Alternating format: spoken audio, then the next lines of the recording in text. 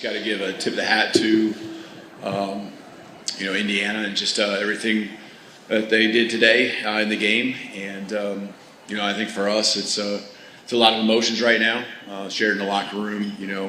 We can be upset, because losing doesn't sit well with us. And, we can be, frustrated about it, but and that's what our program's going to be, is upset when these type of situations happen. And we've got to use it to fuel us moving forward. I think also, obviously, but I'm going to be proud. I'm going to be proud of these guys and proud of who they are and what we accomplished this year.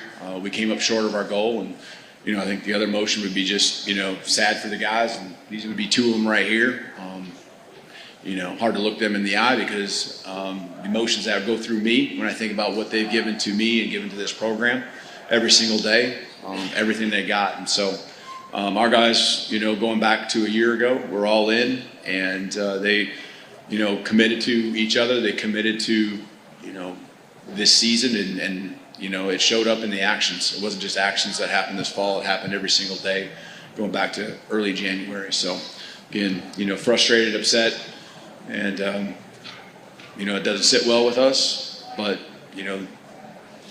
after today, all we can do is move on. Thank you, Coach. We're actually going to start with questions for either student athlete. Please raise your hand. We have a question here in the front.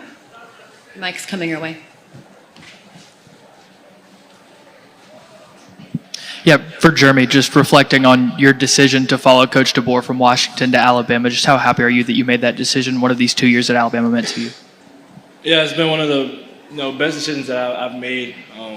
It's been a long journey for me, and I'm just grateful, that Coach DeBoer allowed me to have the opportunity to first come back to Washington and then, follow him, here to the University of Alabama.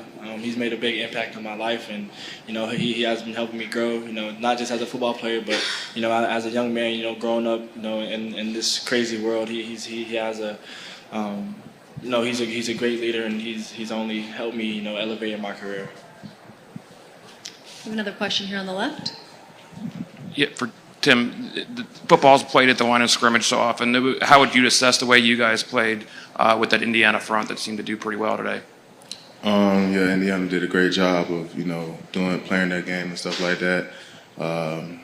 Evidently, I wasn't good enough to do my job better. So defense, we didn't make the stops that we needed to and stuff like that. So they capitalized on our mistakes. But Indiana had a great plan for us, and they executed well. We have another question here in the middle, right there.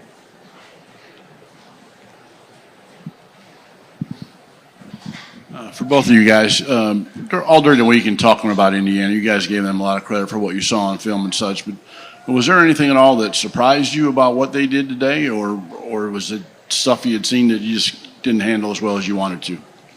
No, not necessarily. We've done a great job of watching film. Our coaches did a great job at putting a great game plan, together for us. But it just comes down to us being able to execute, and we didn't execute to our best abilities. And like Tim said, they just capitalized off all the mistakes we made, and it made it a rough game for us. Yeah, pretty much what he said. They came out, they did what they had to do. We have another question here in the front. Katie and Wyndham from Bama Central. For both players, just what are you going to remember about this team and this season? I say, our motto this year was unbreakable. I think that our team is very resilient. We trust and believe in each other. We always have faith in each other. I'm just going to remember how resilient this team is, and how our brotherhood was. Yeah, same. How we handled adversity at times and stuff like that. I really appreciate these group of guys. I'll go to war with them again if I had to. But yeah, that's what I have to say about this team. The love that we play with, the brotherhood that's there, and it's really a family there. Do we have any other questions for Jeremy or for Tim? Okay, thank you guys. You guys. Can I keep just want to give glory to my Lord and Savior Jesus Christ, for allowing us to have this opportunity, for allowing this team to be here together in California to enjoy this moment. Even though it didn't go the way we wanted, it's still a lot to be grateful for. Guys like TK, he went through injury and was able to play throughout the season. So guys were able to play in this game that weren't healthy throughout the whole year, and we're able to walk off the field healthy. So it's just a lot to be grateful for, and I just want to give glory to Jesus Christ for this opportunity. Yeah, thank God always. Thank you, guys. Okay, we'll take questions for Coach DeBoer. The first one will come from here in the front left.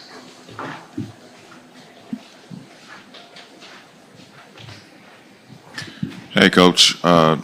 Nick Hamilton, Nightcast Media. You spoke about just going through adversity throughout the season. Obviously, today's game didn't end the way you wanted. So how do you take this, and fuel this till next season as far as some of the feelings and the emotions that you're going through right now? Yeah, hit on that.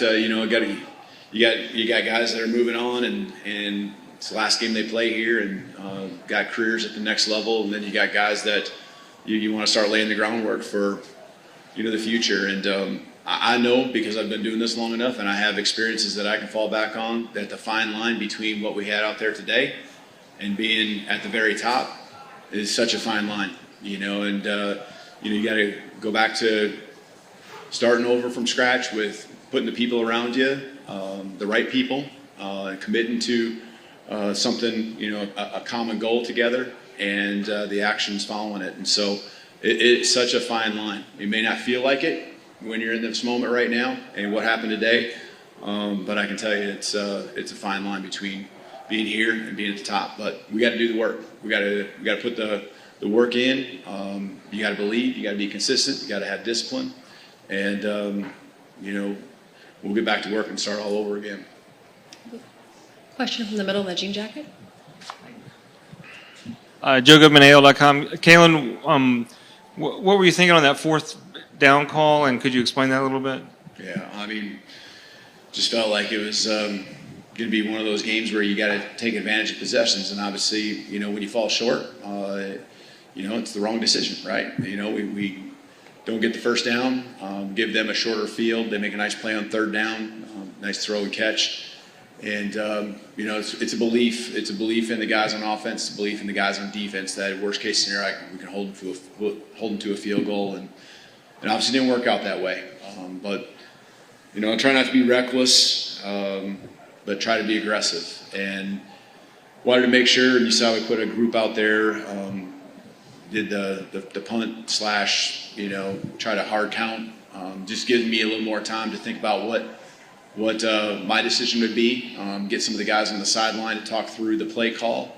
And so, I really felt like even during that point, I was committed to going for it and wanting, to try to, make it happen. And again, that's where you got to be careful as a head coach when you make those decisions, because it can go the other way. But, I think, just looking at the game, we had to take advantage of every possession for it to end up the way we wanted to. And so, that was one of them.